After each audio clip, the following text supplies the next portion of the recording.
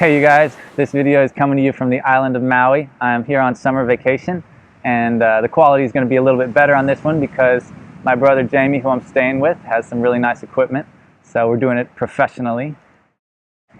So something that's been on my mind for a long time is the meaning of language and helping us to recognize how language changes, how it's not this static thing. You know, we think of searching for meaning as like finding this treasure and we've got it. No.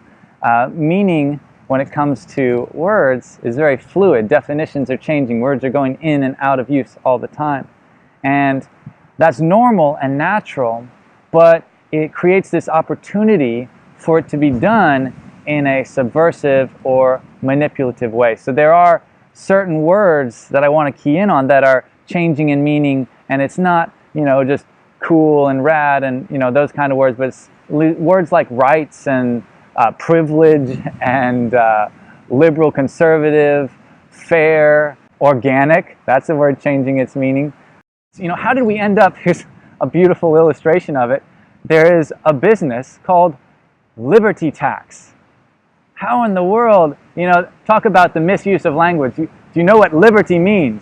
Do you know what taxation is? It's like as direct a contradiction as you could possibly get. So when language is used in that way, we end up losing the idea of liberty. And sometimes these are words that are worth fighting for. Actually, the real catalyst for this was one of the schools that I teach at, one of the public elementary schools.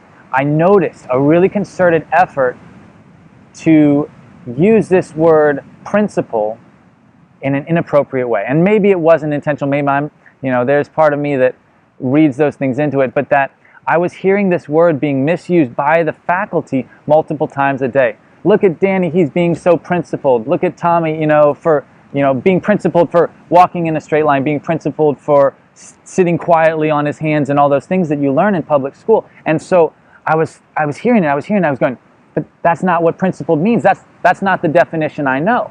You know, to break down principled, we have this word that's supposed to mean a foundational truth, something that is immovable, right? That is not coming from an authority, and this word principled was being used for obedient, the word obedient, right? He's being obedient when he does what he's told. He's being obedient when he, obeys the rules of the school, but those are not principles.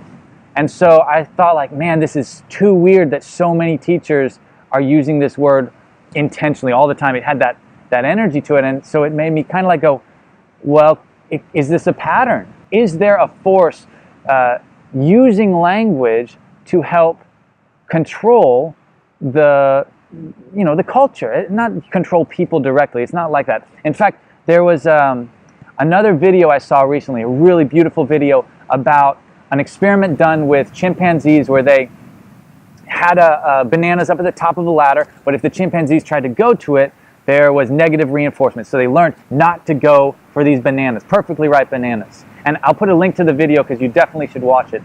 But in essence, the chimps learned not to go to the bananas. Now, after that negative consequence was taken away, they still didn't go to the bananas. And even when new chimps were introduced, those other chimps kept them from going to the bananas. So this is kind of like an example of how we can be controlled, just like chimpanzees, we can be controlled through this culture, our culture that we all learn, that we all want to be a part of and connected from. It can have aspects to it that are behaviors that have lost their meaning, have lost the reason why. And so this is where this manipulation of language comes in, because I could see a pattern where somebody might, have a reason for trying to change the meaning of the word principle, or change the meaning of the word right, change the meaning of the word privilege, change the meaning of the word conservative. There could be value to somebody who's trying to control behavior. All right, so yes, I have a conspiracy theorist side to me. I'm full anarchist, y'all know that. But language is worth defending. So for me, I came up with a story, not about the word principle. This is a story about the word fair, and that I tell in my gardens to try and help get this point across that language can change and it can be confusing when words are used inappropriately. And so I'm going to end this video here, but I do want to share this story. It is the story of the Fair Forest, so if you click on this next video and check that one out, I appreciate it. and hope you connected with these thoughts. They definitely can be expanded on, so share them, and hopefully they resonate with you, and I will catch you guys next time. Peace.